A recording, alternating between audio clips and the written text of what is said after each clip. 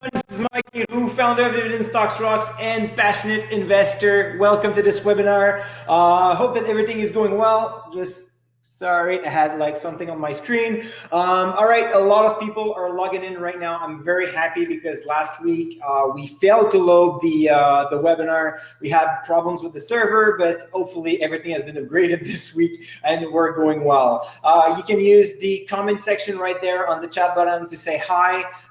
During the presentation, I will not comment on on whatever you say, but Vero is there for you if you have any problems or anything.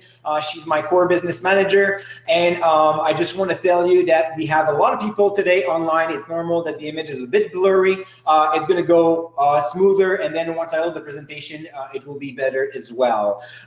Just want to do a big shout out to my DSR members that are here with us today. I've seen Rick, Jeff, and René from the Plateau. Funny story about Jeff. Actually, he made some kind of like best investment ever. He invested in veal bones, ducks, and red wine lately, so he can enjoy the stock market going up and down and without much stress. You can ask all your questions after the presentation, but whenever you have a question, you can write it down using the screen below. There's a question section. Use that. It's going to be a lot easier this way. So now let's start with how we can capture opportunities on this crazy market. Pretty sure that everybody's feeling a bit better this week. We have 3 days in a row where we're making positive returns. It's a nice break, but we're not over yet. It's not done. I'm expecting more bad news to come later down the road. And this is why I think that maybe you think we're a bit late for this webinar. I think it is time to still build your buy list and capture market opportunities. So this is why you're here. I'm going to share with you my methodology on how I've done to find those stocks.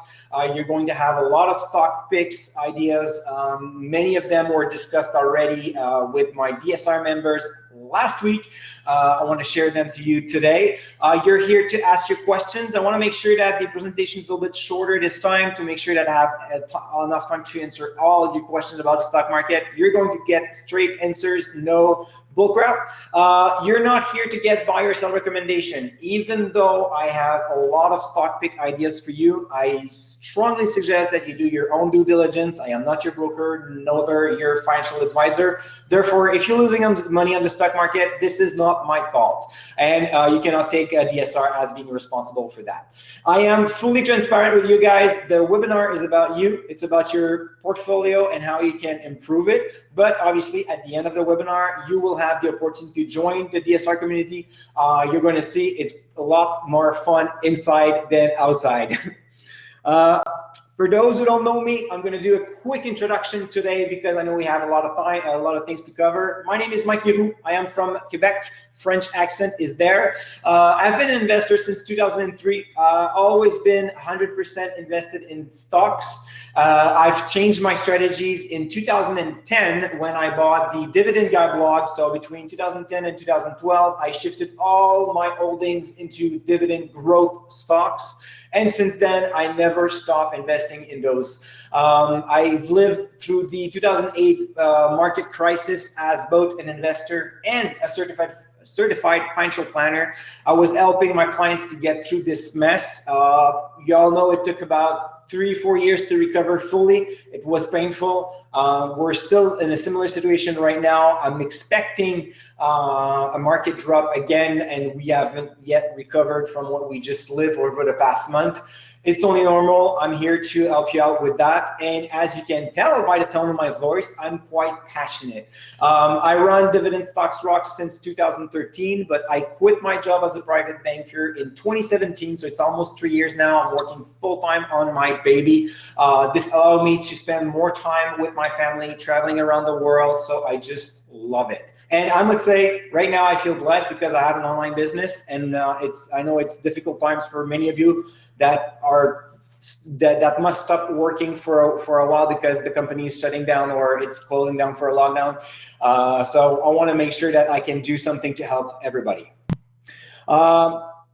Today, I want to start with what we know and what we don't know, because I think it's important to do a small wrap up of what happened over the past couple of weeks. What we know is that the virus is real. I was the first one to think it was another SARS or MERS. So basically, terrible tragedy, something bad for the humanity, but I didn't think it would affect the entire stock market and the entire economy. The difference here is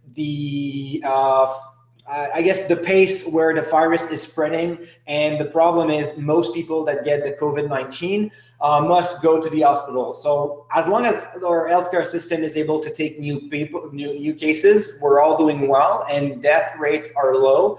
The problem is, and we saw it in Italy, in Spain, when the healthcare system is overloaded and then they cannot accept everyone, then the death rate goes up to 10%.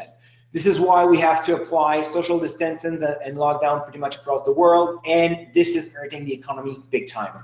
Over the past 2 weeks, we saw that central bank, governments, and actually private banks, they have our back. They are all in this. They're printing money like there's no tomorrow. They want to make sure that the market is liquid, that people, even they stay at home, they will still get some money to make sure that they pay their mortgage and they pay grocery stores and everything else. So right now, I feel a bit more comfortable because actions were taken very quickly. So it's a good thing. And keep in mind that the virus is a temporary thing. It's not like, yes, we had the job claims today that was 3.3 million, I think, in the US. So lots of people are losing their job, but most of them will get it back if we can control the virus on time. And this is probably the worst part that we have right now. And this is what we don't know is the long-term impact. If the virus gets under control in the next 2 months, then we should be able to recover quickly, and then we're probably going to have like a recession followed by a big boom. However, this is not something that we know. It is far from being under control in Europe, far from being controlled in North America. Actually, we're kind of late here, so we're looking at that and we're just saying, oh, in Canada we have like 3,000 cases. It's nothing. Why everybody makes a big deal out of it? Well, then again, this is coming. It's like the wave from the tsunami. So we heard the earthquake, we see it a little bit further, but it's time to go and leave the beach before it's too late. We will have a lot more dividend cut or dividend suspension. It has started to be announced pretty much everywhere. My golden rule is usually when there's a dividend cut, you get rid of the stock and you move on. Mostly because the business model has been proven to be flawed. There's a problem, bad management or whatever, and this is not a good business for you. Right now, it's a completely different story because there's a lot of companies that must put a hold on their business right now, and it's not their fault. So then you have to be a bit more lenient, you have to dig a little bit further and to understand which company you should keep and which you should not, because there's a lot of companies that once everything is going back and the economy starts rolling, the dividend will reappear as well. As I said, this is not over yet. Don't think that the past 3 days is just like, I mean, we all wish that it was the last day of the bear market this week. I don't think so. I think it's going to be a little bit more difficult in the upcoming weeks because we're just going to have bad news about the virus and not too much news about federal banks or government. What's coming though, and I'll put the screen a little bit bigger. This is the money market assets from 2006 to 2019. What you see at your left is right before the crisis, a lot of people were starting to sell their funds and go back into money market. Then 2008 happens, lots of people panic, they sell everything, and then they go into a safe place. So we reach roughly $4 trillion between 2008 2009. And what you saw, what you're seeing right now is everything has been almost put back into the market rapidly. When people see that the situation is a little bit more stable, they're telling themselves, oh, it's time to go back in the market. They missed a great part of 2009, obviously, and this is where a lot of money could be made. But still, this is what helped push the market back up. What you see here at the end of 2018, 2019, we had a similar trend. So we're at, as of February, numbers I had was about $3.4 trillion. I bet it's a lot bigger today because we had a huge sell-off on the market. So basically, there's a lot of money that will come back in the market at one point in time. I'm not saying it's happening today. I'm not saying it's happening in the next 3 months, but still, there are a lot of money right now that is on the sideline, and those people will have, at one point or not, will have to go back into the market, because keep in mind, the money market right now doesn't pay much. So which kind of playbook can you use? We have four typical types of playbooks that we're going to discuss today. We're talking about safe stocks, safe business model, educated guesses, and falling knives. As you can see, they're growing from like not too much risk to a lot of risk. Obviously, not too much reward to a lot of rewards. How we did that, basically, we did that using the Dividend Stocks Rocks methodology. A lot of people here knows about it, so I'll go a little bit quicker. But what our basis here to like our basic stock screener, if you want, is we use what we call the dividend triangle. So we're looking for companies that shows revenue growth, earning growth, and dividend growth. The idea here is to select leaders in their market that have strong growth vectors, that they found ways to increase their revenue year after year, and then we want to make sure that those revenues are being translated into earnings, right? So you can look for cash flow if you want, but over time, if you look at 5-10 year trend, if the earnings goes up, well, cash flow will likely going up, and then obviously dividend growth stocks. There are several researches I usually talk about that on the webinars as well. Even Vanguard, that are selling ETF, are proving that dividend growth stocks outperform the market, so you make more money out of it with less volatility. So less stress, you sleep well at night, and you make more money. This is why we use this kind of model. Obviously, right now, what is really important is to look at the debt level and the liquidity ratios, like quick ratio, for example. You want to make sure that the short-term assets are enough to pay short-term obligations for most companies, especially those that are closing in right now. I know I got a lot of questions about Interpipeline, for example. Will they maintain their dividend and everything? They have like huge projects and they need a lot of cash flow to do it. It's going to be rough, but they right now have access to about 1.5 billion in liquidity. You may think it's a lot, but it's not that much right now for this kind of company. So they will need more, the energy price going up a little bit, and more to make sure that that the production keeps going and that their pipelines are still running.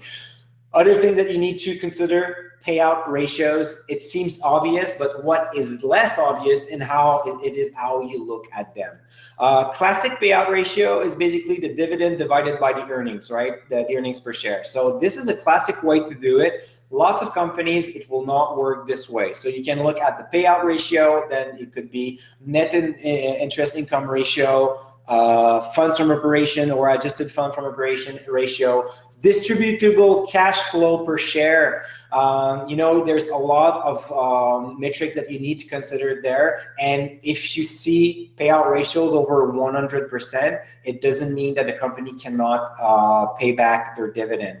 You need to dig a little bit deeper, go into quarterly earnings, read a little bit more about that, and see what is going on there. A good example would be Broadcom. Broadcom right now has over 100% payout ratio, but those are because they had to do adjustment last year and this year into their financial statements, and this is why ratios are all over the place. So sometimes you need to dig a little bit further to understand what's happening. What we also did at DSR is that we kind of used like a stress test, not necessarily going numbers by numbers for each businesses, but more going back to our investment thesis and look at those companies.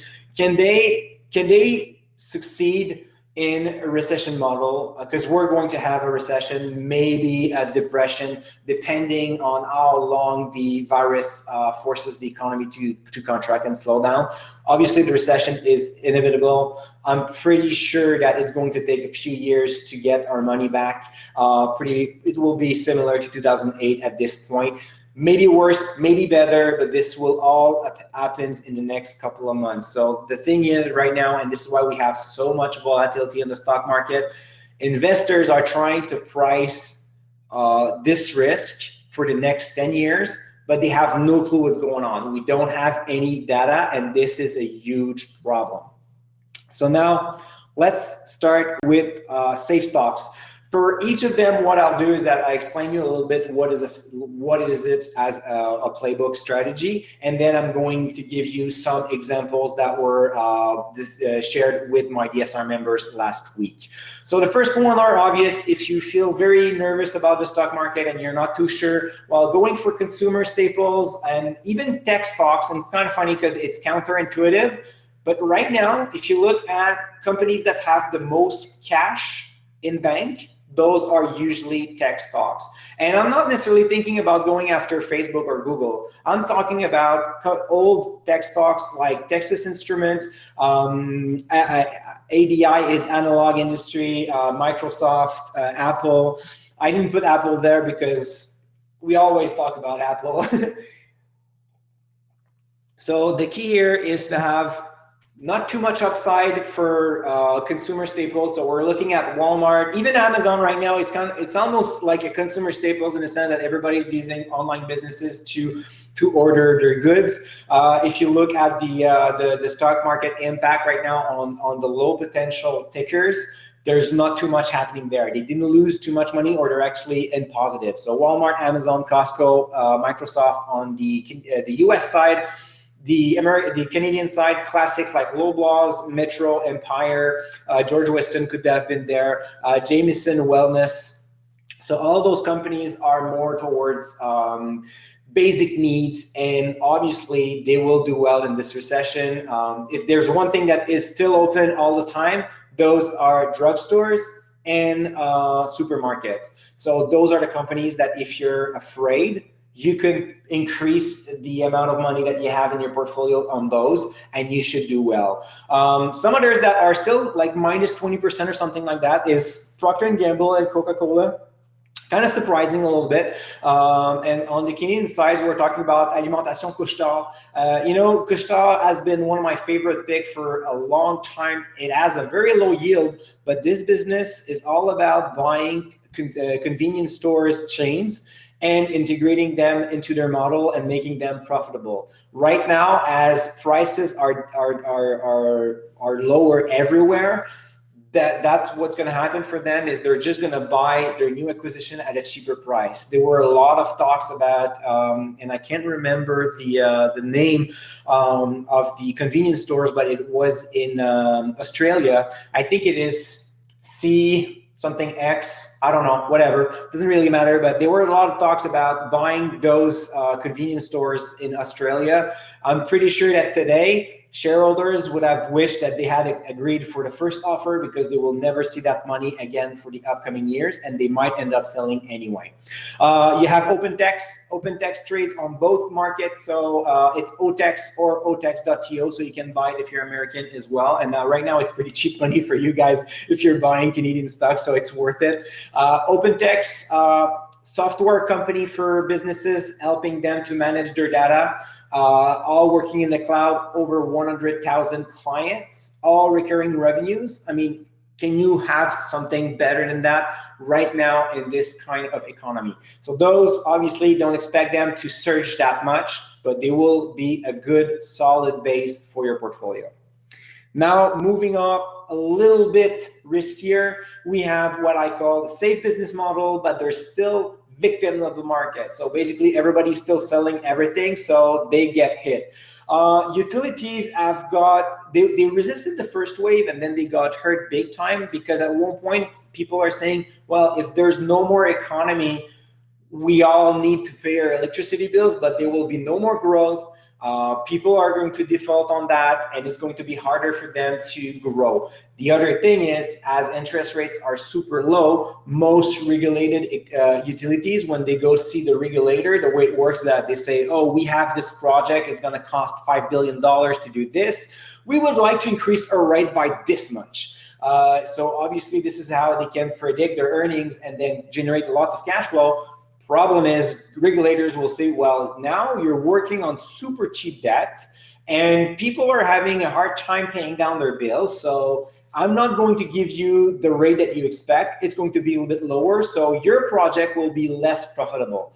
It is still good, but it'll be a little bit harder. So in the utility side, companies working in the greener energy like Next Era Energy or Excel are very good in the US.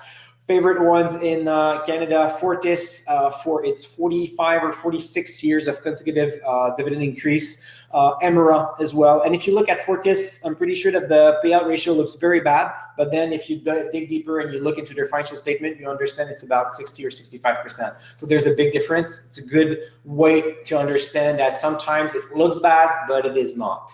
Railroads. Obviously, those assets cannot be attacked by any kind of virus. They will suffer from a recession. So this is why it is time to buy them.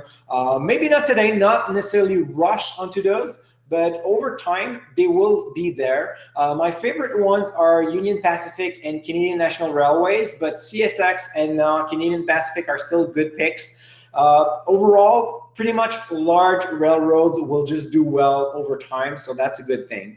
The healthcare sector is being hit right now, and it's kind of funny because I don't think that people will cut down their meds, and I don't think that surgeon will cut down on scalpels and medical devices. So I think that companies there that are doing offering either devices or big pharmaceutical will do well. One of my favorite right now, and I think I saw Archer today logging in. I want to thank you, Archer, for this one because I didn't know Lemite Vascular before. This is a small company, but grow by acquisition. It was on a super hot trend in terms of growth before the market crashes, and it has no debt. So technically, very safe business model, and just getting hit for nothing. So maybe you want to take a look at it. Other sector that will not likely get hit. Oh, thanks, Archer. Will not get hit too much by a recession is the defense one. Defense sector, military will always need that anyway. Most of them are on contract. Yes, you can expect sometimes a little less, smaller budget from the government, but Lockheed Martin, Honeywell is good because it's an industrial working on a lot of things and including defense systems, and Northrop Grumman are quite interesting there. In terms of telecoms, my favorite are still Canadian telecoms, so Bell and TELUS, great and stable. A lot of people were saying, oh yeah, but they have a lot of debts. Yes, they do. But the thing is, people need their smartphone, they are watching TV and they're watching streaming. So I don't think over time they will be affected that much. And I've integrated recently AT&T. I haven't been a fan about AT&T for several years, but last summer I was starting to change my mind because they were finally generating more cash flow and paying down debts, which are two things that I dislike about the company. So they were, yeah, I'm sure that Rick is laughing right now. So the thing is, right now they were heading towards the right direction, and at this current price, I don't see their business going down. So I think that it is a very safe business model, and you can get something a little bit better because you can expect upside on top of getting a good paycheck in terms of dividend.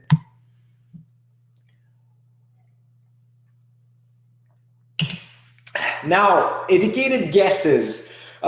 This is a part where there are a little bit more risk because right now we're still advancing in the unknown. We're still advancing in the dark. And at this point, it makes sense if the situation goes better. However, it could turn into a nightmare down the road as well. Sectors that are targeted here, financial services, consumer cyclicals, obviously. As I mentioned, higher risk, higher rewards. We have seen banks getting plummeted. I just love Canadian banks, and we know that the federal government will back them up. It's not their fault. They didn't buy some shady mortgage-backed business assets or stuff like that. And basically, the federal government will just help banks to maintain liquidity.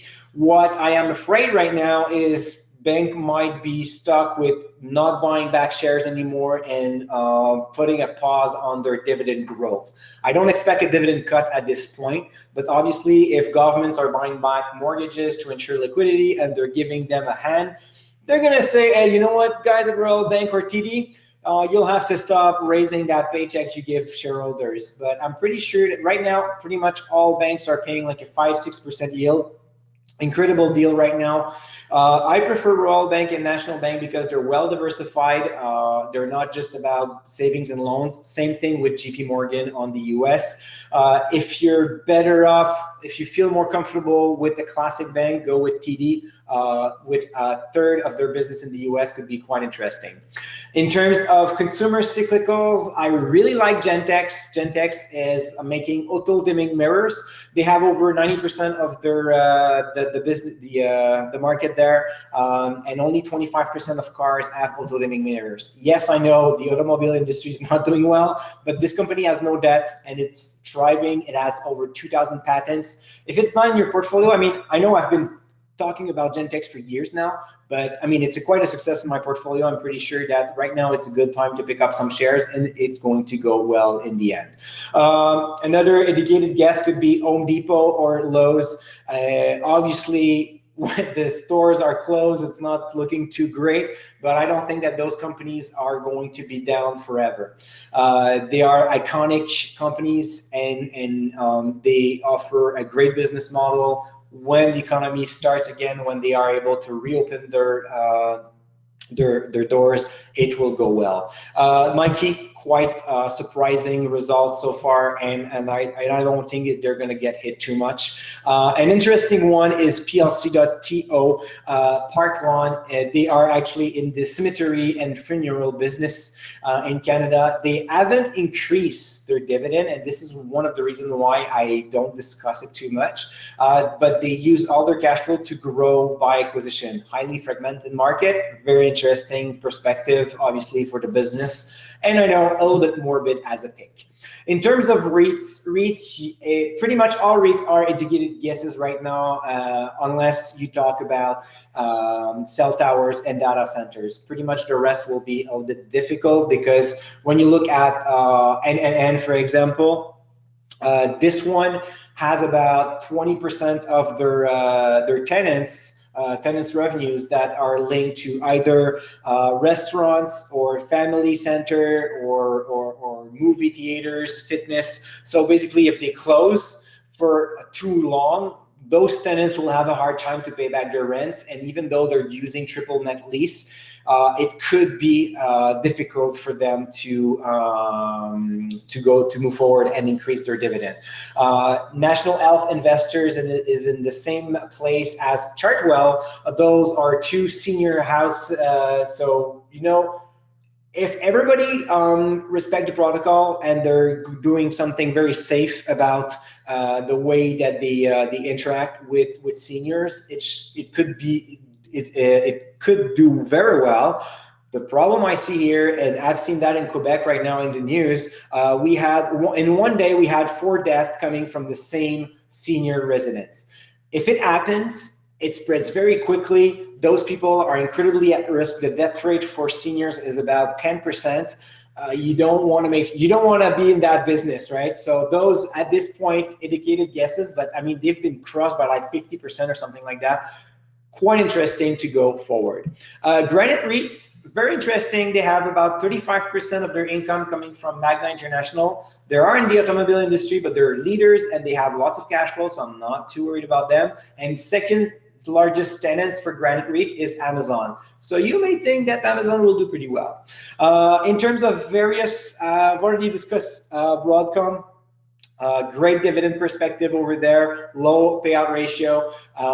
If you dig a little bit deeper, you'll find out Sylogis in the software industry has no debt. They have been killed before in 2019. Basically, they are like victim of their own success. They showed like huge growth for several years. And at one point, they kind of like hit a wall.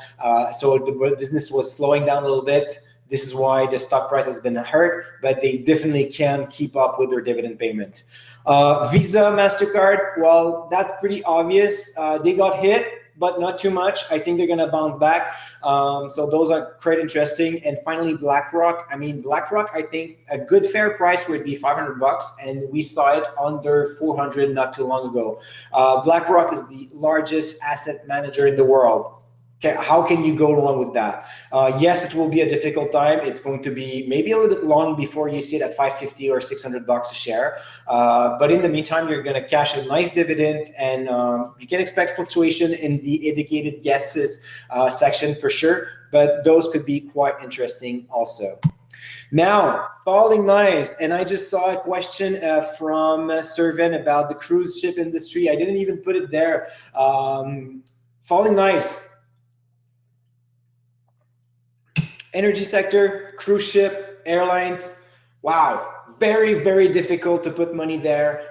Yes, you can make you can double your money, but it's pretty much like going to the casino. Expect just 5 to 10% of your portfolio maximum. I would be scared to put more than that into those companies. I've put Enbridge there, not because it's a falling knife, because it had a good ride so far. It's not too bad, but this is one of my favorite picks in the energy sector. I don't like the energy sector at all. Another one, if you want to go in the energy sector, go for the big guys or go for pipelines. Enbridge is the pipeline. TC Energy as well is interesting. But those are not falling knives. When you look at falling knives, you're thinking about ExxonMobil or Chevron. I prefer ExxonMobil, but even then, not too sure about it anymore these days. Hasbro has been killed in the market before and during the crisis. But now CEO came in this week saying, you know what, our production is doing super well. It started back in February in China, and now we're on target for a lot of things. A lot of people are playing Monopoly and Risk and playing with Play-Doh. So you can expect a pretty good quarter, I think. So it won't be that bad. Fiera Capital.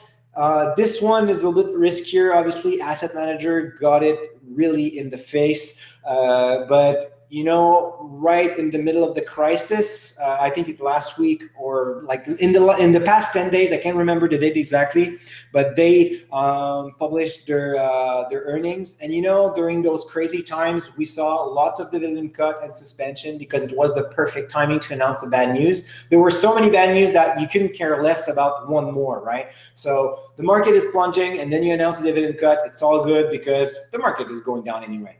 Well, Fiera Capital confirmed their dividend, 21 cents a share for the next one. So I think it's going to be a rocky road, but could be quite interesting.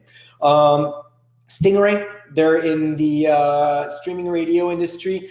They have been killed as well. Could be quite interesting. VF Corporation, I don't even know why this one is getting killed like that. They're selling incredible brands like North Face and Vans, and they have been in the business for 100 years. And what they do basically is that they manage brands in the apparel industry.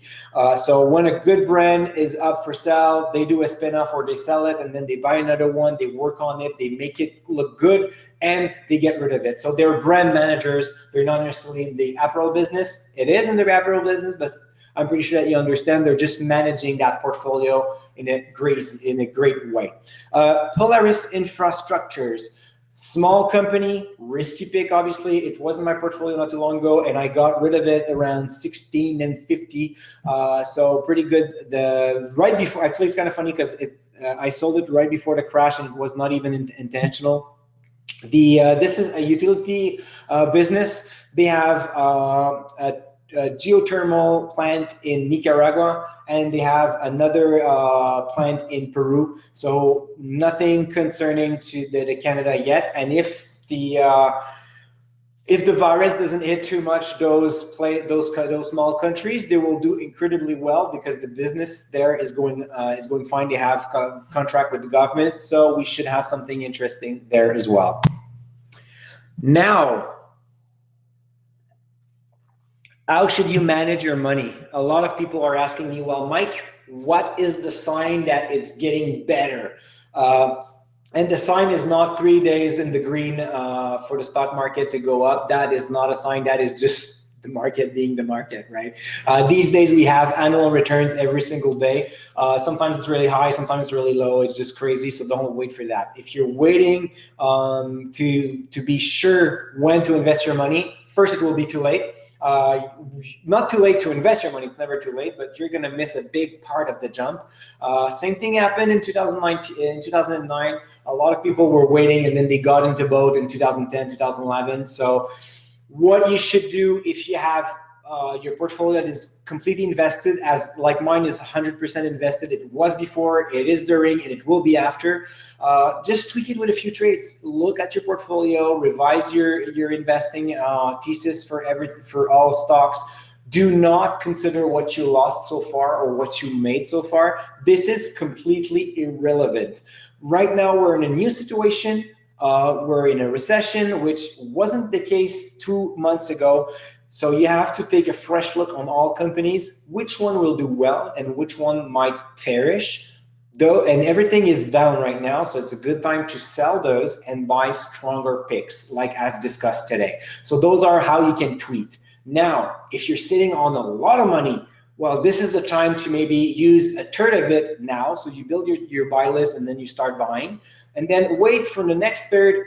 Wait until the earnings season again happens.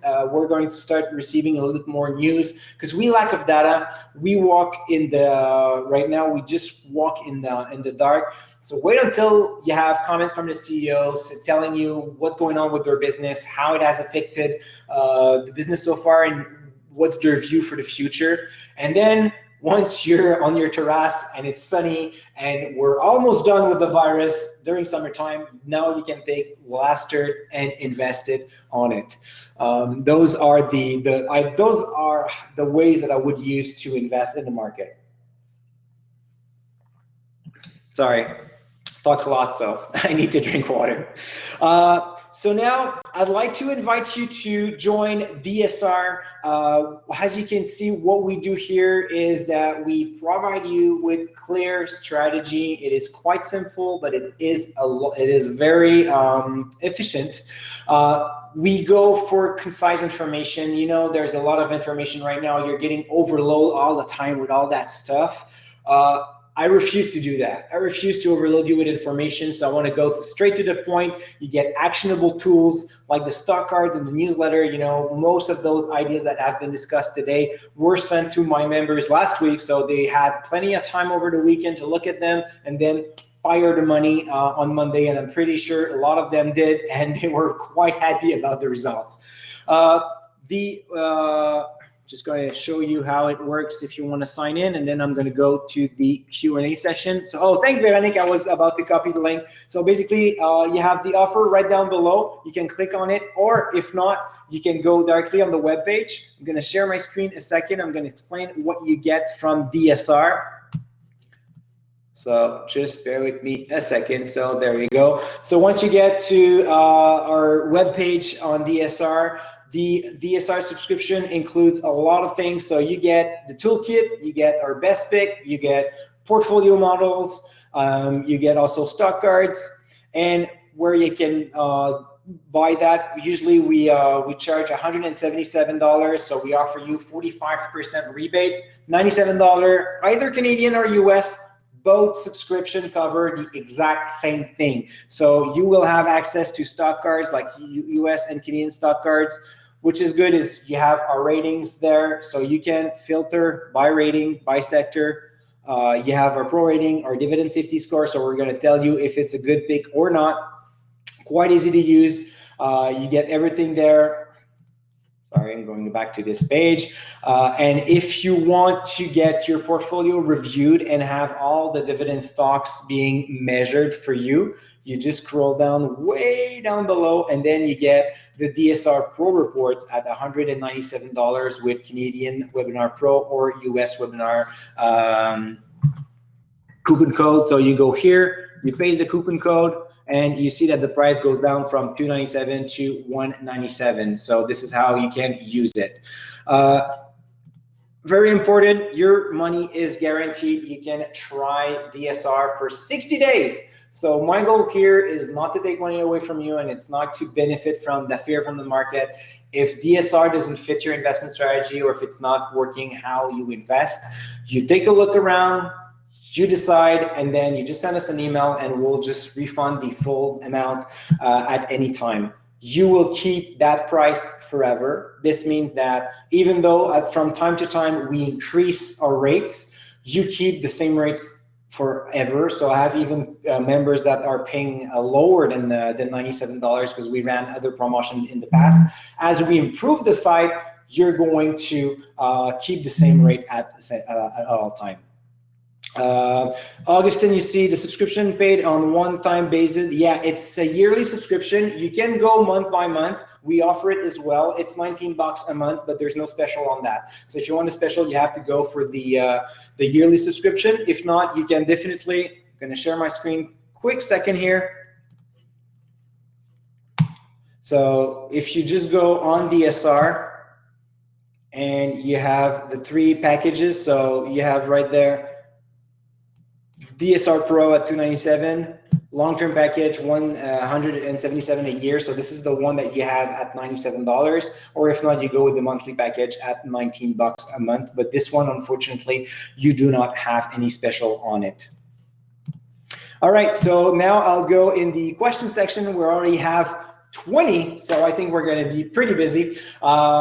So first one with Bob, can you please comment on ExxonMobil dividend? At this point, I'm expecting the same thing as we heard from Chevron. So basically, CEO came out and say, we're cutting down CapEx, so we're cutting down our budget for exploration and so on, but we're going to keep the dividend alive. This is what I expect right now. The problem, and you must understand that, if the oil barrel stays at $25 for too long, it's going to run into lots of problems. This is why it was in the falling knives category. I would not put too much money on the energy sector for that reason. And you know, we have like 2 forces right now. We have the OPEC controlling like 43% of the oil production. They decided 2 weeks ago, oh, let's flood the market with cheap oil. So that was a problem. And now we already know that we're in a recession. So both combined together, it will be very difficult for the energy sector going forward. But right now, I'm not scared about the dividend. I would definitely look very carefully at their next earnings to see what the CEO says, though. Brian, you're asking me, please comment on the Brookfield infrastructure split. Well, thanks. Rick is already answering for me. Rick has been like an incredible member and a participant for those webinars. I just love it.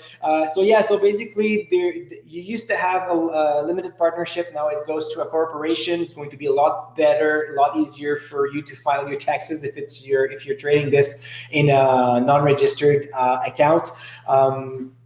And it will just improve the liquidity. Besides that, the split is not expected to affect the dividend or anything. So shareholders should not see the difference in their portfolio. Actually, it's just a good thing. And you know, I was looking at the Brookfield family this week, and so far I'm feeling fairly confident, especially for infrastructure and renewable energy.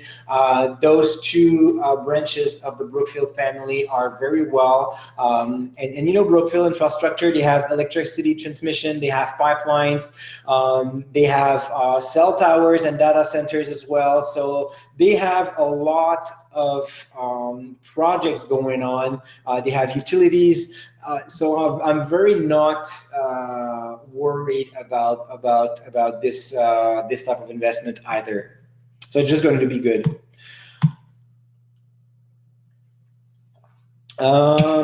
Tony, please comment on Fortis, Emera versus Canadian banks for dividend safety or growth.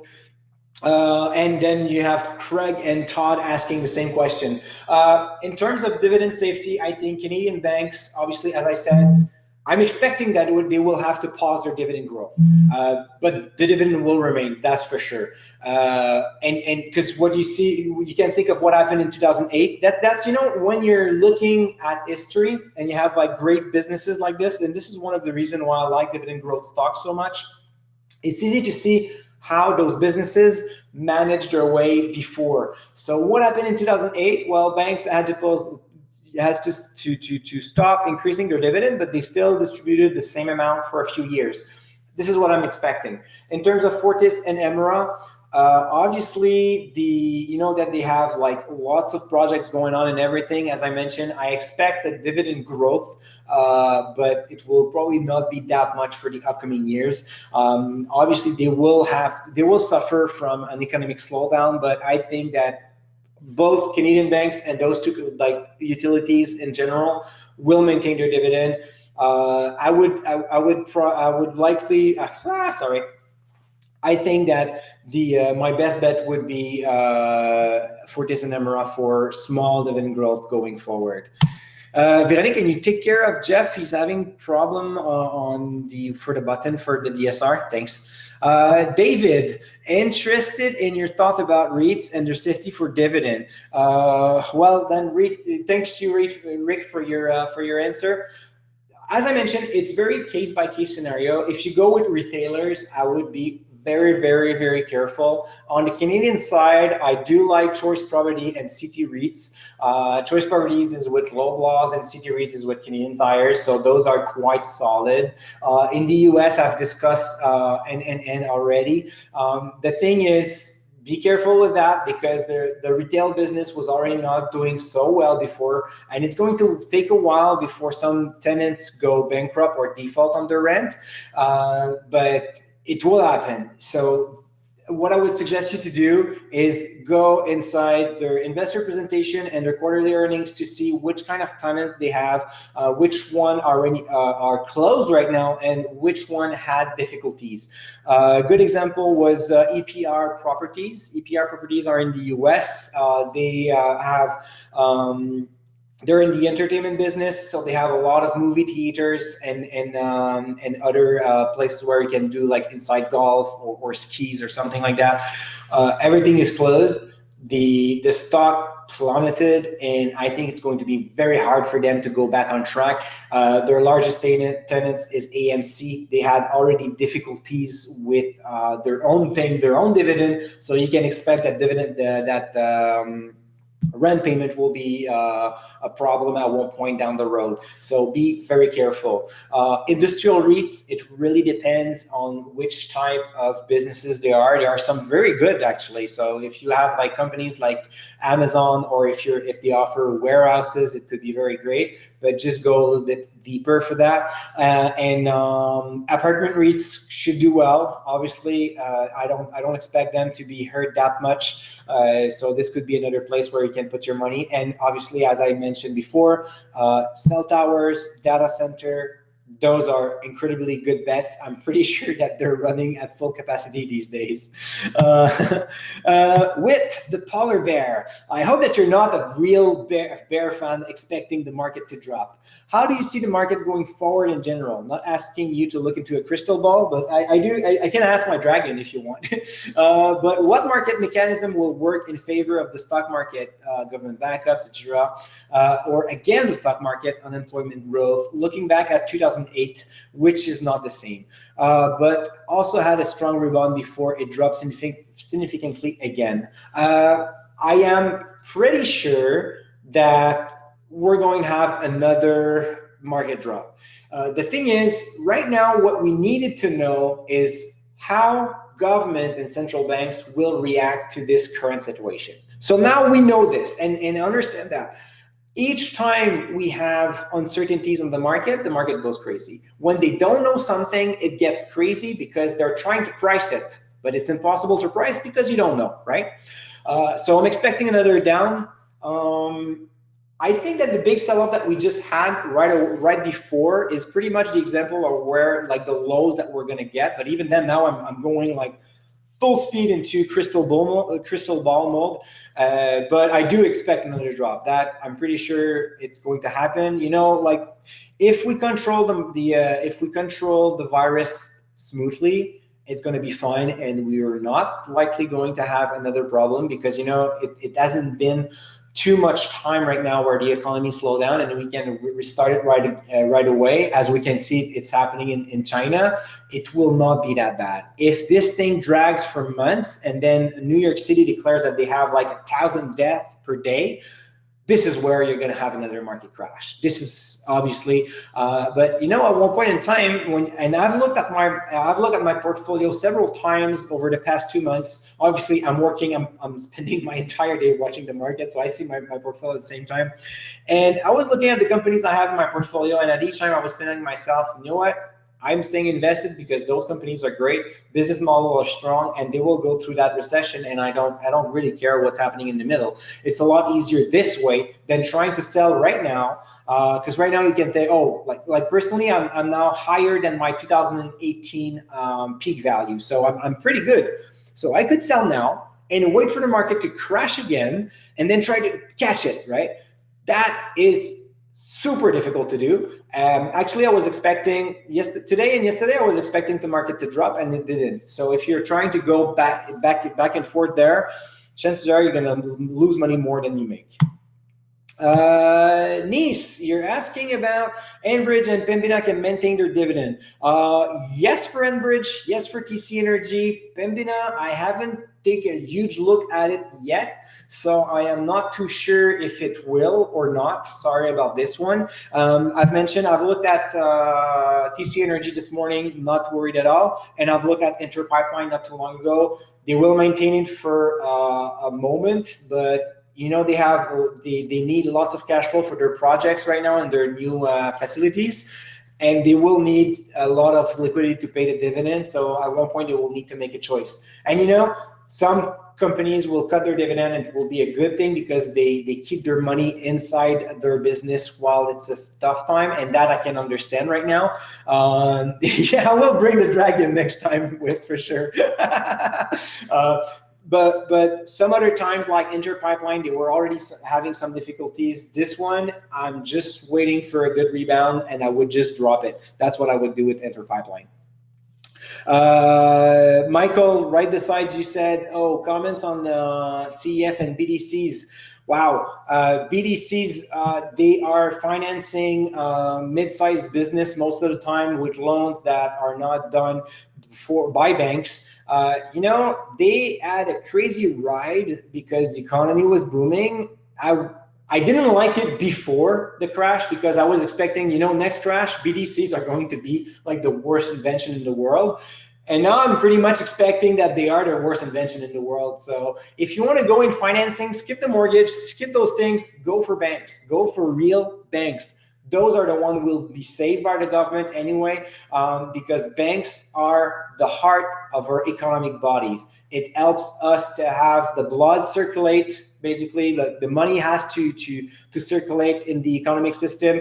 So BDCs don't like that at all. This is a highly speculative play, basically.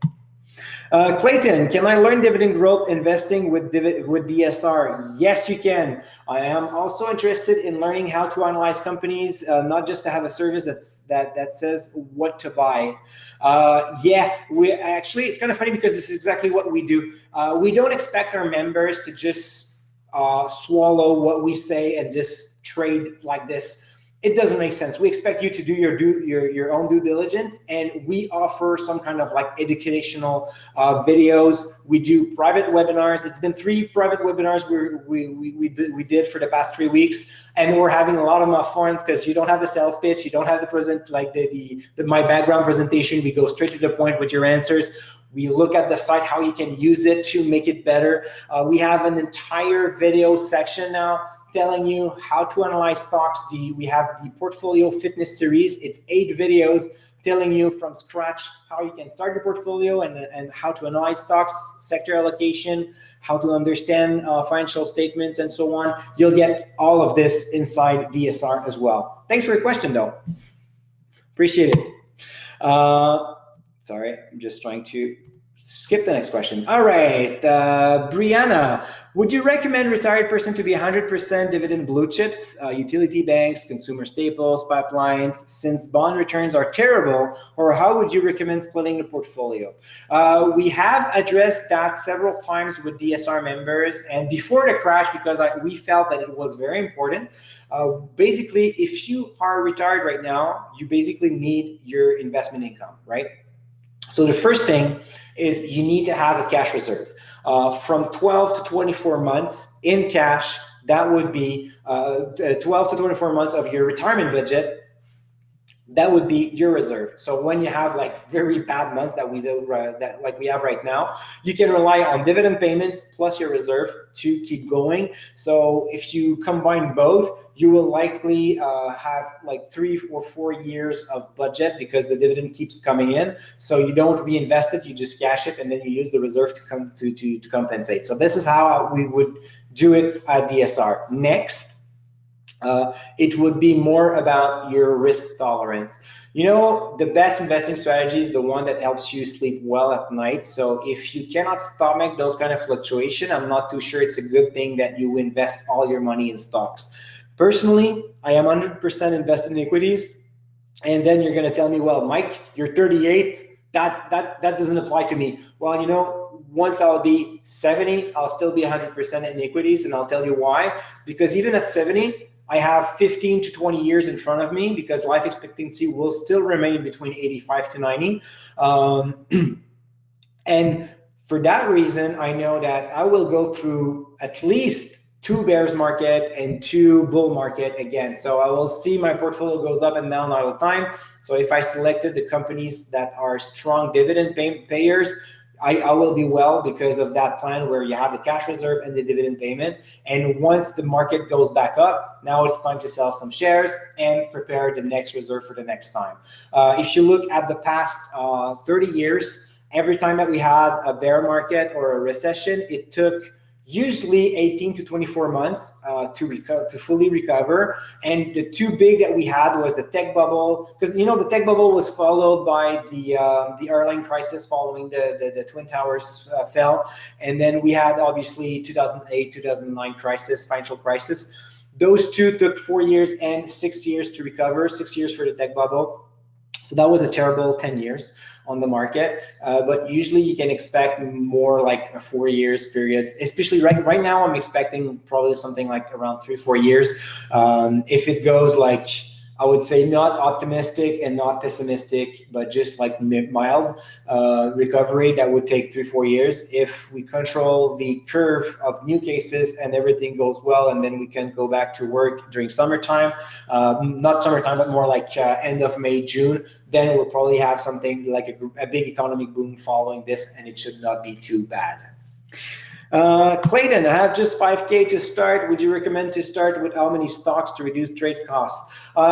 It depends if you have the ability to invest more money going forward right away.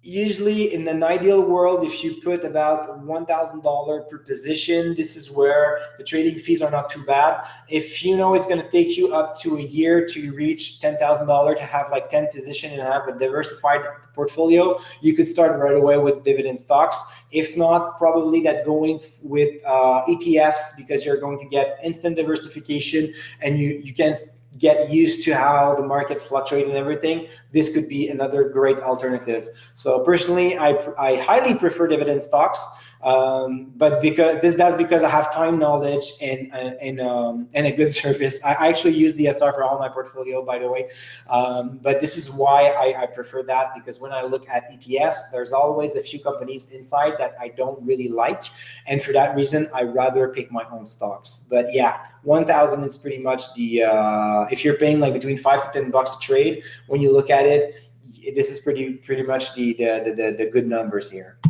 John, what I think the Northwest company, just bear with me a second, John, and I'll just look at something for Northwest. Just want to make sure that I have the right ticker here. This is the one that just sold some tigers, right? Northwest Co. Yeah, that's it. I don't like it too much. I think that they will have a hard time to increase their dividend going forwards, obviously, and you know they don't have the resources as the large players have in the retail business. So I'm not too keen on this one, honestly. I've reviewed it this morning actually, and I was like, yeah, it's going to be very hard going forward. Dina, can you discuss dividend stocks versus closed-end funds? Closed-end funds, pretty much like ETFs in a certain way, or mutual funds. So basically, what I prefer is to have full control over my portfolio instead of giving it to a professional. So this is why I prefer them. I prefer dividend individuals. Dividend stocks instead of CEF. You're adding, I was 100% equity div stocks for 4 years, worried about diversification due to a long bull market. So I divested into bonds, CEF, muni, fix, and they're all down twice as much as my original dividend stocks. Any guidance? Yeah, that happens because there was a big lack of liquidity on the market, and if you have muni bonds or corporate bonds, obviously a lot of people are not too sure how it's going to play out, so this is why they're getting hit as well. Always look at what you have inside your funds also to see what's happening there. This is why I don't shift even if we were at the all-time high. You know, when I quit the bank, I was a private banker in 2017. I quit the bank after traveling around the world for a year, and I got my pension plan. It was the end of 2017 in September. I get over $100,000. We're at all-time high market, and I thought, hey, let's use DSR and just build my portfolio. And you know what? This portfolio to this day has never gone underwater, so I never lost money on paper. Even at the beginning of this week, when the market was completely crazy, I was still averaging about 3% annualized return over the past 2.5 years. Why? Not because I'm a genius, not because I'm super good, just because I have a strong methodology that I always follow and I stick to the plan. I think this is the secret. Brian, what percentage are you normally invest in equities? 100% all the time. That's pretty much right. And that has nothing to do with my age. That has to do with my risk tolerance. It's very important. I don't mind. I don't mind losing 25% or 30% of my portfolio. I really don't mind. What I mind is having strong companies that I believe in, and that's it. But then again, it depends for everybody, right? Brianna, in the 2009 market crash, the Canadian dollar was worth $106, so it was no-brainer to buy U.S. stocks. Now it's 0.69 cents. Is it still worth it? It is. It is, and I'm going to tell you why. Imagine that in 20 years, where the dollar will be, it will be somewhere between $1 and $1.50, right? Right now, what happened and why the US dollar gained so much strength rapidly, people lost trust. They were looking for safe places. US dollar, largest economy in the world, quite easy. We go there, right? Now we saw that the market is recovering for 3 days. Well, if you follow the exchange rate, already the US dollar versus the Canadian dollar, they lost about, 5 or 6 cents already. So over 20 years, you're going to potentially lose about 20%, right? About 20 cents, maybe 30, big maximum. Imagine 20%. So for not getting hit by 20%, and 20% over 1 year, 5 years is huge, but 20% over 20 years, it's not capitalized. It's just 20%, that's it, total return that you lose. To not have the diversification the US market has, that doesn't make sense, right? We don't have Procter & Gamble. We don't have Lockheed Martin. We don't have 3M Corporation, Microsoft, Apple, Disney World, Starbucks, Walmart, Costco, Amazon.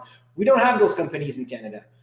You cannot replicate them. So obviously right now, if you have US money, you optimize that part, and you have Canadian money, you optimize it as well. But if you have a lot in your sector allocation, and then you realize that you're too concentrated in the energy sector, maybe you want to get rid of those and buy some other US stocks instead and have a great ride. When I invested in 2017, the exchange rate was pretty much around 130 to 1. So yes, it was a little bit better than right now. But I put half of my portfolio in US dollars. And you know what? To this date, again, the best performing part of my portfolio is the US market. The US one had done terrific. And I'm talking currency neutral. I'm not talking about the 15% up that I just gained over the past few months. Definitely, it is about sector diversification more than anything else. Tom, you're asking me my view on utilities. Fortis and Emera already answered that, so thank you. Servan, my thoughts on the cruise ship industry. Don't touch it. They are in incredible trouble. I don't have to tell you that, obviously, but most importantly, there will likely going to be saved by the government because it totally makes sense. You don't want to let go those businesses, and they have loans, and you don't want to let those banks taking the hit as well. It will have a huge economic impact. But one of the scenario in this case is the government saved them and they gain equity in the business. So shareholders are losing money on that deal. So the business exists, but not and continue to work. But the problem is the shareholders will get hit. Right now, there's too much uncertainties about cruise ships and airlines. If you want to go there, that is highly speculative play, and it doesn't make much sense. So seriously, don't go there.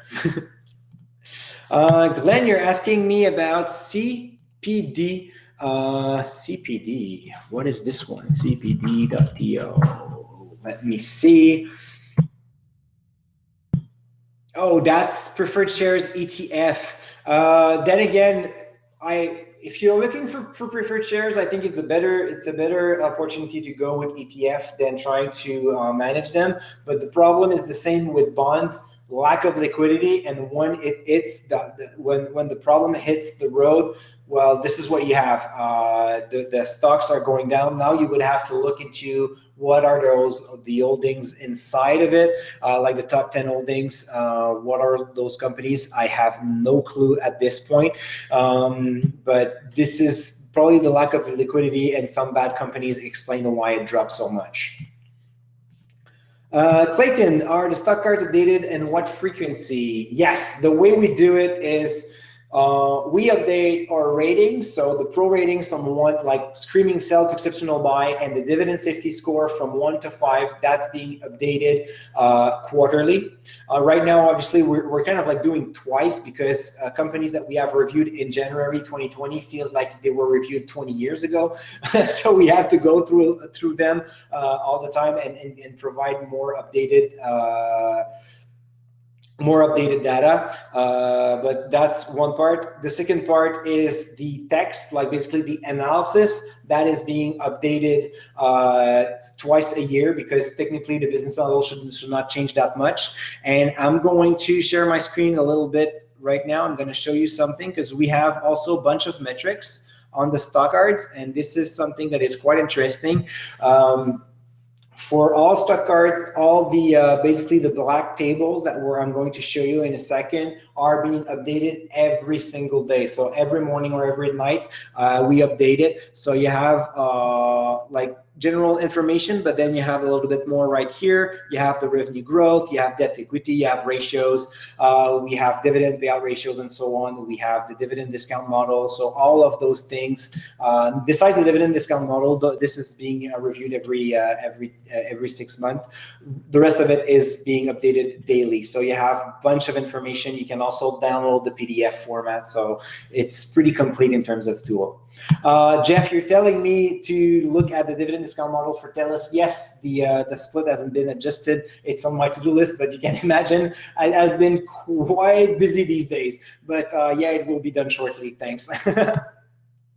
Oscar, opinion on Medtronic and Verizon. In terms like Verizon, pretty much same thing as AT&T. I think that they're going to do well right now. Treat them as a Duluth's bond, as I like to call them. Companies that don't provide a lot of stock price upside, but will go ahead with a good dividend. Medtronic, just bear with me a second. I need to refresh my memory because I know they're doing devices, but I just don't remember which kind in terms of healthcare. Yeah, they have been a long-term player. I don't, like I've mentioned, every medical device businesses. I don't think that people will stop using pacemakers and heart valves, for example. You know, if you're sick, if you need that, it's not going to make a difference if you're in a recession or not. It's all about your health. So basically, those are two great long-term dividend players, especially Medtronic, which is a dividend aristocrat. So I think that those are quite interesting picks right now.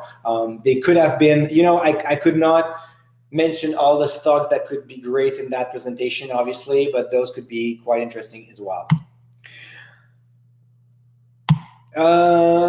Jeff, are you adjusting your discount rate or dividend growth rate for your stock cards? Yes, I do. Basically, they're not done automatically, Jim. Very good question. When we review the stock card, like for example, now we're reviewing like 16 stock cards per week for the one that exists, and we also adjust the dividend growth rate because obviously there's a lot of companies that needs to be reviewed in terms of growth. Even for Canadian banks, we're going more like a 4% growth rate, expecting basically that the first year, the next few years, maybe like 1 or 2 years ahead, it will be at 0, and then it's going to go back around 6 or 7, as it happens back in the time. So this is what we're doing right now. We're almost done with the SR Pro reports, so it's going to be a lot easier. I'm expecting everything to be done next week and fresh, but you'll get exact update on that. We're almost done on it, so it's going well, but everything just fall on our lap at the same time. It's kind of crazy. I mean, that we learn. Usually we don't need to be that aggressive and to update our data because we're a long-term investor and businesses don't change. But everything right now, I mean, the presentation from last week seems that it was done like in 2017, right? So we need to be a little bit faster on that. Thanks. Abdul, I have an RSP portfolio and I get the SR Pro. Can I get a second opinion? And it's yeah, well, basically you'll get the second opinion on all dividend paying stocks. What we do is that we review the portfolio in terms of sector allocation, then we rate your stocks, and then what we do, actually I'm going to show you, it's going to be easier that way. You're going to see exactly how it works. So on the I'm going to go back on that page, the webinar. So when you go down here, you can download DSR Pro example. I'm actually going to update it this week because this one is my pension fund portfolio. Obviously now numbers look good because they're as of December 7th, but they will be as of March, and then not too long ago. I just had my DSR Pro report done by my team this week, actually. So yeah, as you can see, you will have your portfolio asset allocation. You'll have a discussion there about how we view your sector allocation and general comments, and then you'll have companies here that if they're weak, they're going to be highlighted if they have a rating of 1 or 2. After that, you have all your ratings, pro ratings, dividend safety, your weight for each position. And then you have all the comments on the stock. So you can see Alimentation Couche-Tard did very well last year in 2019. It was up 30%. You can now know what the CEO said about this, about their quarter, what we think happened that quarter, if you like it or not. If you click there, press release, you'll go directly in the press release for the company. And right here, it's the stock card. So you'll have access to our analysis. And this is good for all the companies. Basically, they must trade on major markets. We cover North America, so cover about 1,000 dividend paying stocks, so they must pay a dividend. And we cover a few ADRs, not too much. It depends on the demand because they're harder to follow up. Some of them report their earnings in only twice a year instead of quarterly. So for that reason, we limit them. But everything else that pays dividend, we have an opinion on it. Tony, as well. I as well do not believe that we are out of the woods yet. Yeah, well, we both agree on that. Do you think that the market can test the lows we just lived last week? Unemployment and corporate profit will definitely not help stock market earning prices. Yes, they will not help, but like today is a pretty good example. You know, the expectation of the job claims was between, for the U.S. market, it was between like something like 800,000 to 5 million, and we hit up at 3.3. So basically the range was just crazy. It was just not making any sense, to be honest. And for that reason, what happened is the market is just pricing everything goes bad. It's not going well. So nobody will be surprised that in next quarter, probably that 75% of companies will miss targets unless targets have been revised. But the initial targets, the initial guidance, most companies, they just said, hey, you know what, forget about our guidance. It's not going to happen anymore.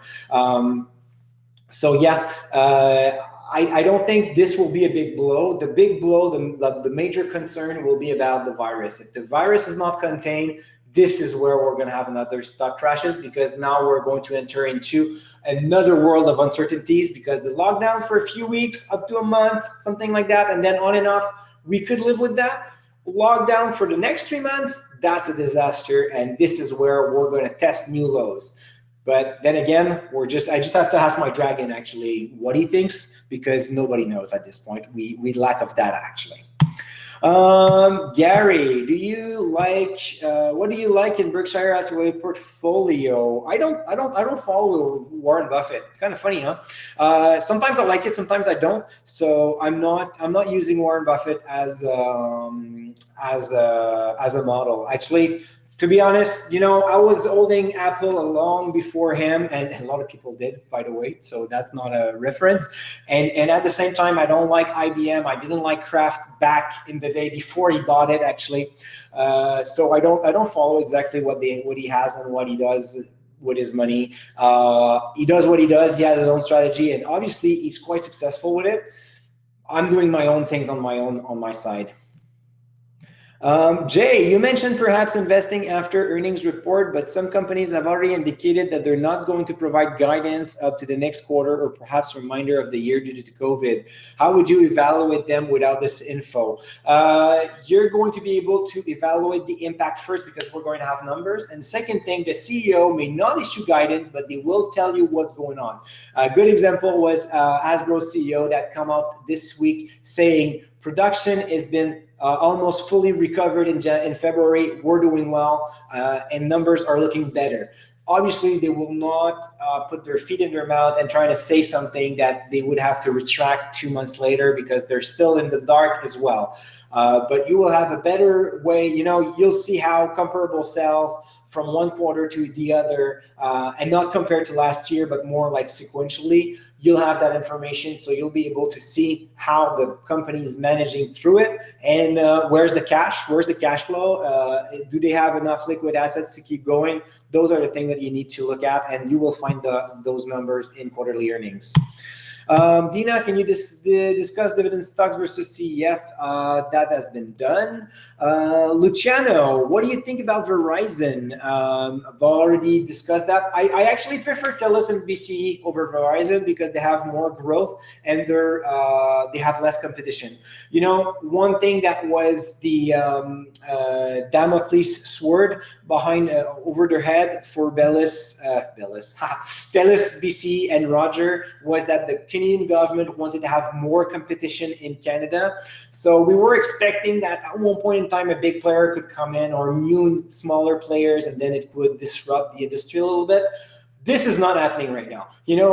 There's nobody that will want to enter in Canada for several years now that we are in a recession. It doesn't look like a good plan for them. So this is why I think they're well protected. It's pretty much like banks. And now that no new competitors are coming, TELUS, BC are better. But I mean, Verizon, AT&T, not bad choices at all as well. Karen, do you recommend joining DSR community for a beginner investor with limited knowledge of the market? If you have the time and interest to learn, it will be a great place to do so. You'll get lots of questions by members. You'll see how it goes. In my newsletter, I'm making sure that I do have a part for educational purposes. And you know what I would suggest you to do right now, subscribe, look at the site, and if you're feeling overwhelmed by the whole thing and our videos are not helping you to make a better decision, just ask for the refund. You'll have the next month. You're at home probably, so you have the next month to try to learn, and if it's not working out for you, ask for the refund. It's an investment free, it's a risk-free investment for once, so you won't have to be worried about that. Anthony, Can you comment on the allele pick between UPS and FedEx and between Hormel and Hershey's, as it makes sense to invest in these companies during current recession? Yeah, thanks, Dina. That's what I told you, and this is how I deal with DSR in my newsletter, in my webinar, and everything. You'll get always straight answers from me. This is how I've been dealing as a certified financial planner, as a private banker, and this is how I think we should treat our clients all the time for any business, Okay, back to your question, Anthony. Sorry about that.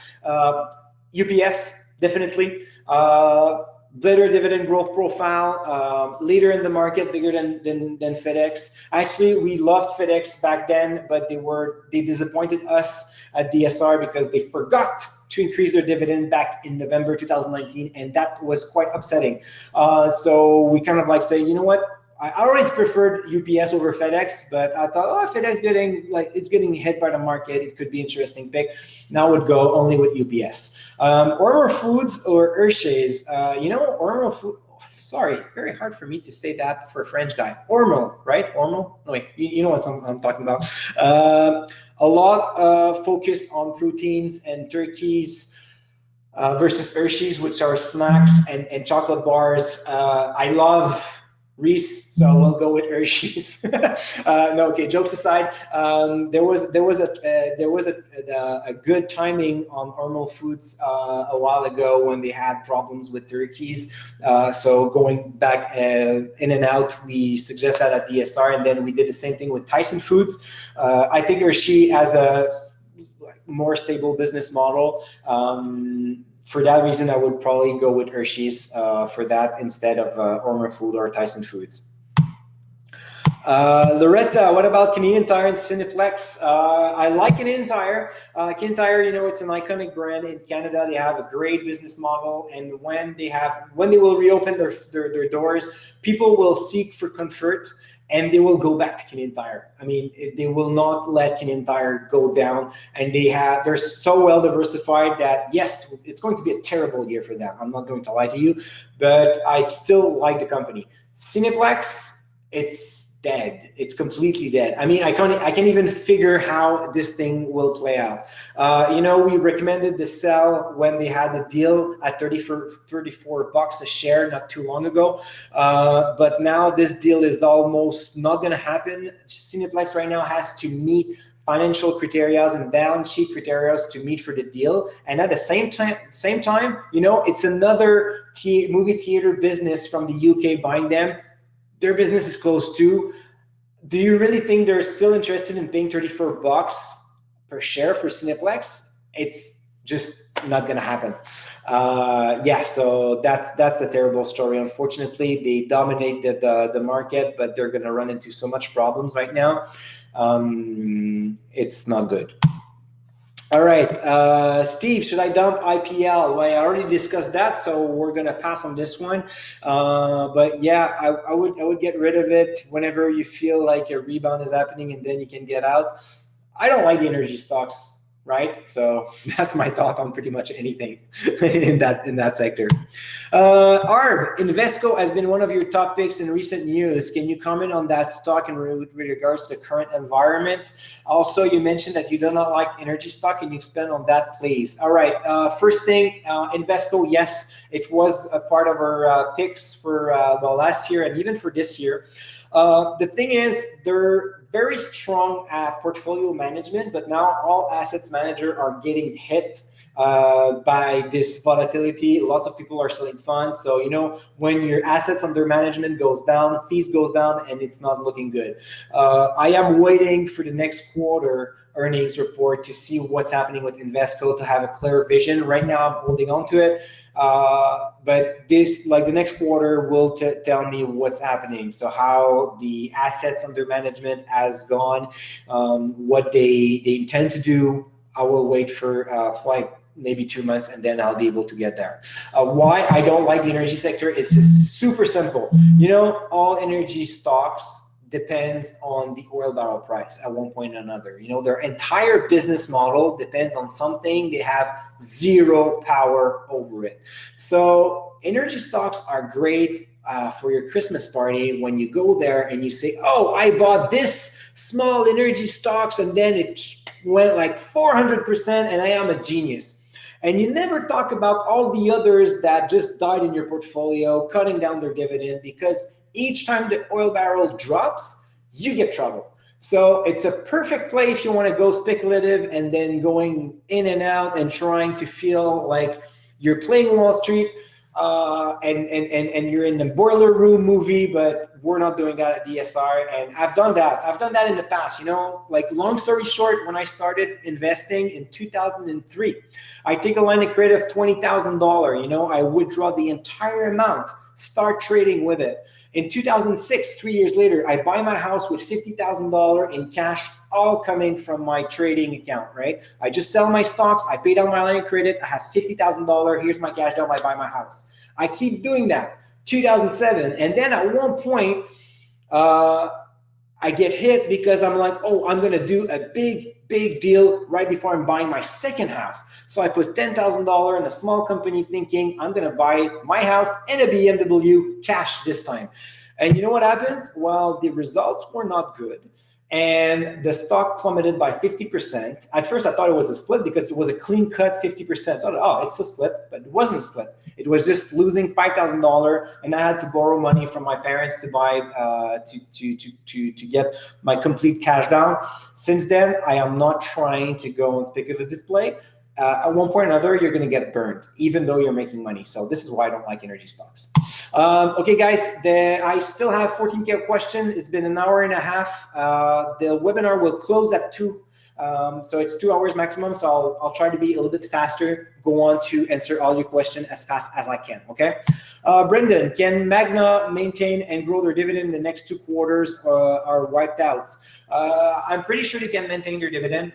Their dividend payout ratios were not too high, and they are great business. If they have to suspend their dividend, I'm going to keep, and I do have shares of Magna International in my portfolio, I'm going to keep them. Because right now, the problem is, if the industry is shut down there and they cannot sell their parts because they cannot make it, it's not their fault. When it's resumed, they will resume their dividend. It's going to be fine. So I'm going to stick to it. I think it's a great business. They're a leader in the market. And all car makers are trying to consolidate their parts maker, and Magna is definitely a key piece there. So yes, it's going to be fine in the future. Obviously, next quarter, it wouldn't be surprising if they suspend their dividend, but they're going to resume it as well.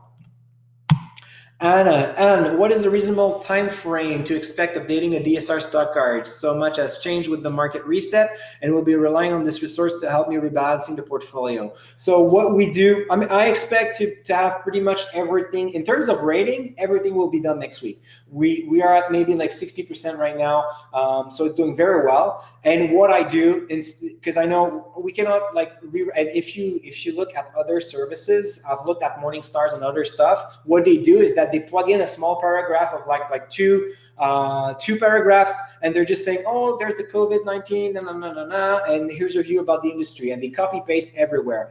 I'm not going to do that. I'm going to go through each company. Our team is going to go through each company and then review it completely.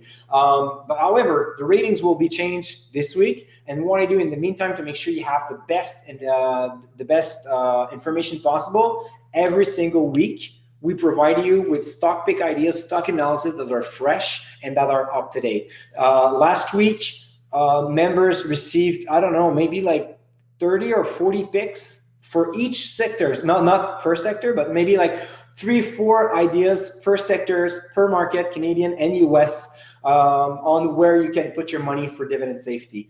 So the analysis are there, and there's a big part of it that will not change. Business model will not change. The risk factor, dividend growth perspective will, but the rest of it is quite up to date. So at this point, you're going to be able to use DSR easily to make great decision, and the newsletter, the Friday's newsletter, will be definitely your first place to go. Every Friday morning, you get the newsletter, so you can grab a cup of coffee and enjoy it all the time. All right, thanks. And also do private webinars. I've done 3 already. I might skip next week because I don't think we'll have a lot to discuss. but probably in 2 weeks we'll do another private webinars where I answer all your questions. Yesterday we spent 2 hours just answering questions. It was so much fun. It was great. You can ask Predator Rocks, Rick or Rene. They were all there yesterday. Anthony, can you comment on a deal between? Okay, so this one has been posted twice, so we're gonna skip it. New question about Coca-Cola versus Pepsi. I think both are great businesses right now. I don't have a preference. I think that, if you want to go for diversification, go for Pepsi because they have the snack business and they have soft drinks. Coca-Cola is obviously the king of distribution, so they're going to use their network and it's going to do well both cases. I'm not too worried. If you look at Coca-Cola numbers, you have to be careful because they have been going through refranchising their bottlers. So basically what they do is that it reduce earnings, reduce revenues, because now revenues are being imported to the bottlers, and on the other side, it will improve earnings. So I think that both choices are good. I would maybe go with Coca-Cola because they have a longer dividend growth streak, but that's pretty much it. I don't think neither of them are bad choices. What do you suggest for DFN? What is DFN? DFN. LGL system acquisition, no, DFN.TO maybe? I don't know. I cannot find the ticker. DFN. No, I don't have it. So you'll have to put back your question there, John. Sorry. Clayton, it's good. Zachary, how many different holdings do you have in your portfolio? What we have is that we have 25K, 100K, 500K portfolios. So basically what we do is that we start from 10 position, 20 position, 30 position. So the maximum position that you have at the SR in a portfolio model is 30 position.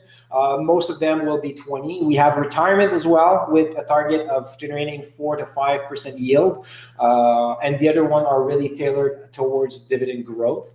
My own portfolio, my pension plan portfolio has, I think, 20 or 21 position across all my accounts. Personally, I have probably like 32, 33 different positions.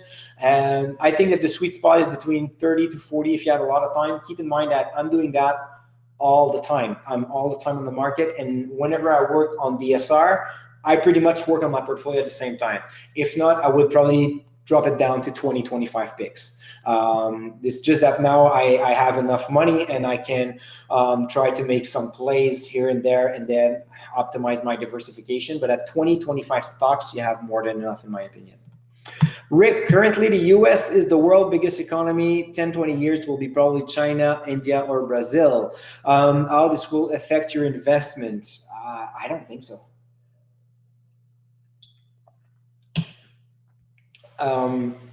In terms of stock market, the US stock market is a lot bigger and a lot better, like information-wise, conformity and everything.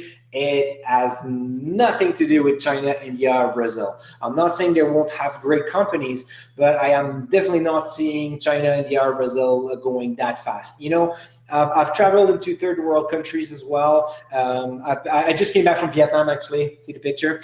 And the thing that a lot of people don't understand when you go into those places is the infrastructure is not that well, and it takes a lot of time to grow. And while, you know, China was growing at like incredible pace, now they're starting to have a lot of problems. So and you know, when they hit the 2008 financial crisis, what they did, because it's a different economy than what we have in North America. You have to keep that in mind as well. In China, they started to build ghost towns. You know, they were just building and buying infrastructure to make the economy rolling. That would never happen in Europe or in North America, because businesses could not just build stuff and pretend that somebody, someone, somewhere will eventually buy a condo over there. This is not the way it works, right? Banks would never finance that. They would wait until you have a proven plan, and then you start having and then you start having real sales before you can raise a tower or commercial center. In those countries, it's different. India, Brazil, they also have their own shares of problems right now. The poverty over there is incredible. So I don't think they're going to be larger economy than the US. And keep in mind, there's a lot of US companies that they're all over the world already. Do you really think that we're going to have a lot of companies being able to be larger than Coca-Cola or Pepsi in their own field, or Procter & Gamble or Colgate-Palmolive or ExxonMobil and Chevron in the energy sector, or Microsoft? Do you really think that there's a Microsoft in Brazil that will be larger and bigger than Microsoft today in 20 years from now? I highly doubt that. So you know what? I stay with something that is a lot more stable and that I can analyze easily. Stock market in the US and Canadian stock market as well. So I'm not going to make any move on that right now at all. That was a long answer, sorry. Michael, what's your thought on 3M? I love 3M. They went into their fair share of problems and now they're going to a recession, obviously. Shares are plummeted, but I'm going to keep it. Dividend King. 50% of their revenue are recurring. They do business across the world. And keep in mind, they had a really good bull market before that. So now it's just like a lot of people are panicking.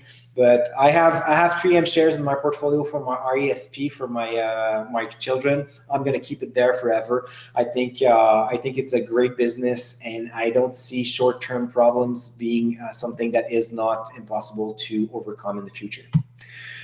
Alan, would you appreciate your opinion on green energy company? I love them, actually. I love them, and I'm going to tell you why. And then you're talking about Brookfield Renewables, Capital Power, Canadian Utilities. Well, Canadian Utilities not super green yet. They're still in transition. So, but yeah, we don't feel the urge right now to move towards renewable energy, mostly because the oil stocks are down, and then we enter in a recession.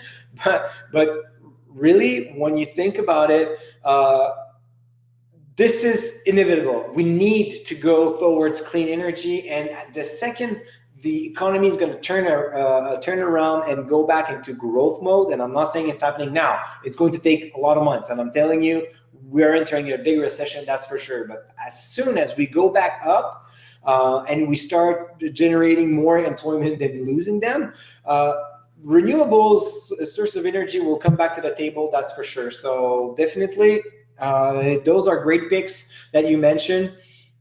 I would not be worried at all with them. It may be a slowdown in the meantime, but debt is cheap right now, so it's not the end of the world either. Keith, what are your thoughts on Algonquin Energy? Then again, good utilities. I was also almost about to put it into my favorite one, along with Emera and Fortis. I think that the utility sector in Canada in general is very stable and very good. What I like about those companies as well is the fact that they are backed in a stable system, so a stable economy with good banks. So it's a great place to be, and now they can export also in the US from time to time, depending on the utilities. So as a general pick, I would say that lots of them are very good. I still prefer Fortis just for their long history. That would be my view on that. BCE, well, I've already discussed that, so maybe I still prefer TELUS over BCE, but both are good. BCE, what is interesting, it's that it's well diversified. They have their media business. I'm pretty sure that Crave is doing a killing right now. They're losing revenues on MLS and hockey nights, obviously, but going forward, I think that those are good businesses. More debts. You have to take care of that. You have to be careful with that. But at this point, it's not a problem. They work in an oligopoly, and I really doubt that they won't go through that recession.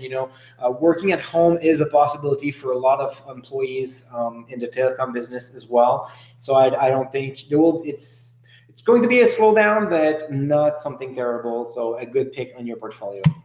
AJ, Power Corporation, it got beaten down to death, right? I'm just going to see how it is right now, because this one took a huge beating. Yeah, we're at $22. So it went a little bit better, but yeah, the bottom was at $17. I see Power Corporation like a deluxe bond. The thing is, they have cash flow. They're a large company, great brands under like all their branches, like Lifeco, which used to be Great West, Investors Group, IGM, great businesses. But going forward, it's going to be a little bit harder because mostly first asset under management are going to go down, as I discussed already. I don't think IGM business model about like charging super high fees is a good idea either. So those things, not too interested. Treat it as a bond.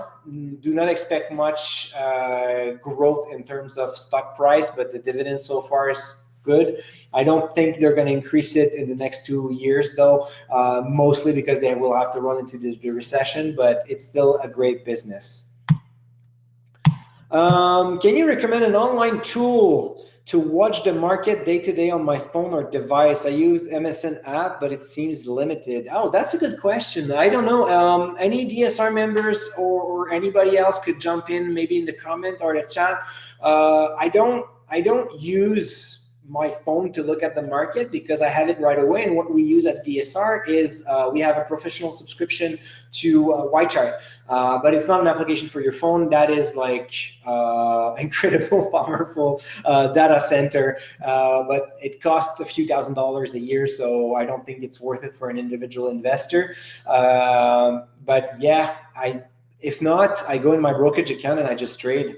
I don't like actually to follow the market on a day-to-day basis. I think it's completely useless, to be honest. It creates a lot of noise in your mind and a lot of uncertainties and a lot of doubts. And those are the worst thing when you trade. So when I buy stocks, I usually take my decision when the market is closed. I look at stocks carefully at night during the weekend, and then I do my investment thesis, and then I decide if I like the stock or not. And personally, I never wait for a specific dollar amount because it doesn't make sense. You don't know, I don't know, the market doesn't know when is the right time to buy shares of this company or that company. How much it's worth? That's nobody knows. Analysts are wrong all the time. I've done some research in the past in another webinar. Funny enough, 70% of the stocks that I've seen for an analyst over a year, they were all wrong. Like instead of like they were saying it's going up and it's going down, whatever. So I don't use that either. Guy, you're asking about new flyers, NFI. Is it safe to invest now? I'm worried that they will have a lot of canceled, postponed orders. Also, do you have a large amount of debt? Yes, it's up big time. Well, the thing is, they closed their dividend. They cut their dividend by 50% earlier this week. Disclaimer: I do have shares of NFI, and I keep those because their facilities are closed. So this is why they had to wait and keep the cash inside. And I think it's a good thing. Yes, orders will be canceled, but at this point, I'm fairly confident that the economy is going to start again, and we will need motor coaches and buses. And they are also #1 in North America for bus parts. So obviously for maintenance, it will be good. They have a large amount of debt because they just bought Alexander Dennis last year in the UK. Very bad timing. But I'm going to keep my shares for now. There's a lot of volatility, small company as well. So expect to be a bumpy road. But on my side, I keep it. When you dominate a market like this, I don't see the company dies anytime soon. Smaller players will die a lot before this one. Oh, John, you're coming back with Dividend Split Corp. Yeah, I wrote about that a few times on the Dividend Guy blog. I don't know, Véronique, if you're fast enough to find that. If you type Dividend Guy blog, Dividend Split Corp, or Financial Split Corp, I don't like those products at all. There's a mix of options and everything, and they don't necessarily ensure the dividend payment. If you look back in 2008-9, at one point in time, one of them cut their dividend for a while as well. So those are not part of my. I just don't like them. Lots of complication with the. Oh, thank you, Véronique. Lots of complication around the options that are being used to create the returns and so on. And in times like this right now, it is very hard to understand what's happening inside the mechanism. It's like a black box. I don't like black boxes. I like to understand what I invest, and this kind of thing, when it goes south, well, you always end up with a problem. So great product when everything goes well, because you're making a lot of money and you're laughing at other people that just hold banks, for example. But these days it's a little bit harder for that. Ella, what about Boeing? Speculative play. Anything that touches airlines right now, very difficult. I know that Boeing bounced back solidly, but they lost so much before. So it's kind of like in between. Right now, I would, if you have play money, that it's an amazing company. It's a great company. We used to like it very much at BSR. We were not concerned about the 737 MAX problems. I think that the company was able to go through that well. Now Perfect Storm is hitting the business. It's going to be very difficult for them going forward. So basically, if you have a play money, this could be a place where you can go for a falling knife. I would probably buy Boeing before I buy energy stocks right now. But yeah, don't necessarily expect to make returns on this one. Steve Jones, what about insurance companies? I would stay away from life insurance companies, mostly because they make money from two things. Life insurances, you can expect claims to go higher, and they have to manage their portfolio also to make sure that they have enough money to pay those claims. And with low interest rate like this, it will be very hard. They have to keep a good portion in bonds. So they were already having problems for the past 10 years for that. So now they turn on to wealth management and investments.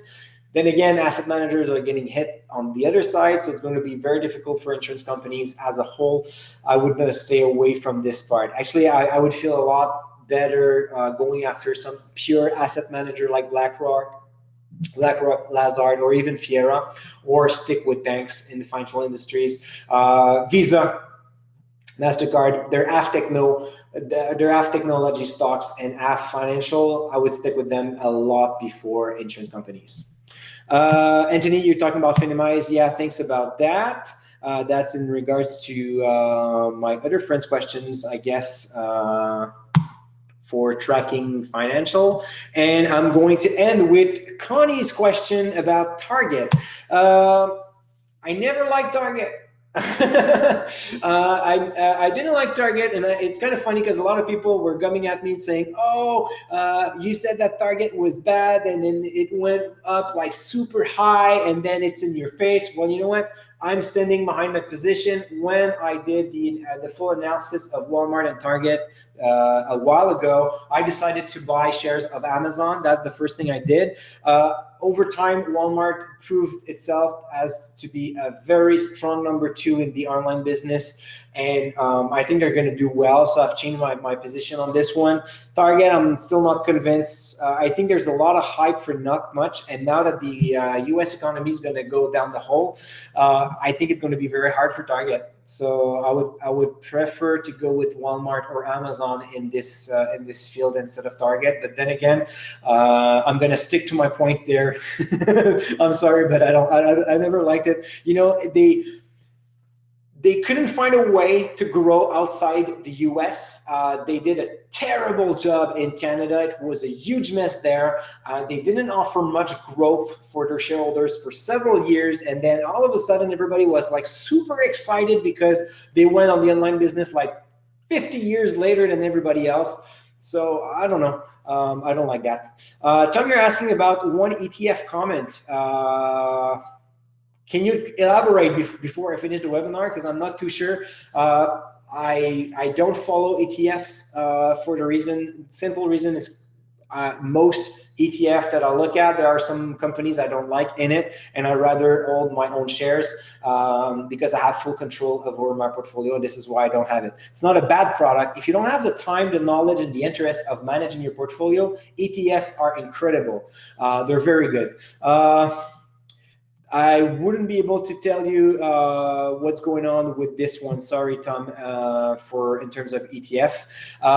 So anyway, I'll finish that here. So thank you guys, Dina, Alan, Archer, all the SR members that were here. Thank you so much. It's great. Oh yeah, thank you, Steve. Great seminar and signing up. I love that. Then again, click on the subscription button. take a look at it. You can download the newsletter. You can download the stock cards. You'll be able to do your own research. And you know what? If it doesn't fit your portfolio strategy, it is totally fine. I'm here to help you guys. I think I've proven that today with that webinar. And I hope that you had fun, because I had a lot of fun. And yeah, so if you are also on the list for $1 million journey, you probably had another invitation for tomorrow. This is exactly the same webinar. I just split it in two because I have too many people. Today we were over 300 people live. Last week we had problems with the server. I know internet is under a lot of pressure. Want to make sure that everybody got the live performance, because it's fun to ask you a question and then we can discuss about the stock market. So it's been great. Thank you for being there. I'm going to do more free webinars as well in the upcoming weeks, so stay tuned for that, and we'll talk to you later. Cheers.